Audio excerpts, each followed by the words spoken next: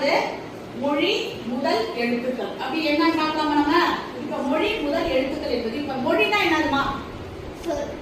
அதாவது மொழி என்பது ஒரு சொல்லை குறிக்கும் இல்லையா? அதை இல்லாம நம்ம மொழின்னா என்னன்னு சொல்றோம்னா தன்னுடைய எண்ணங்களையும் கருத்துக்களையும் வெளிப்படுத்த உதவுகிறது மொழி இல்லையா?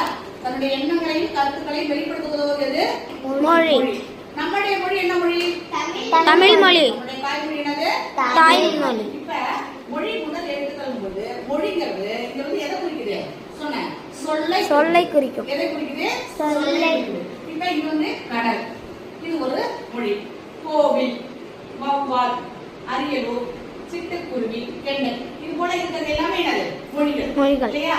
அப்ப இந்த மொழி முதல் எழுத்துக்கள் அப்படிங்கும்போது இந்த மொழினா சொல், இந்த சொல்லினுடைய முதலில் வரக்கூடிய கா, இதான் மொழி முதல் எழுத்துக்கள். இதுல வந்து ஓ, மொழி முதல் எழுத்துக்கள். அப்ப ஒரு சொல்லி முதலில் வரக்கூடிய எழுத்துக்கள் தான் நம்ம என்ன சொல்லுவோம்?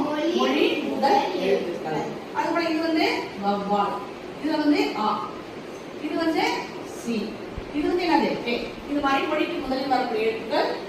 தமிழ் எழுத்துக்கள்ல நிறைய எழுத்துக்கள் வரும். ஆனா நமக்கு வந்து இப்ப முதல்ல நம்ம பார்க்கறது ஆவுல இருந்து அவ்வளவு 12 எழுத்துக்கள் என்னன்னு சொல்லுவோம்?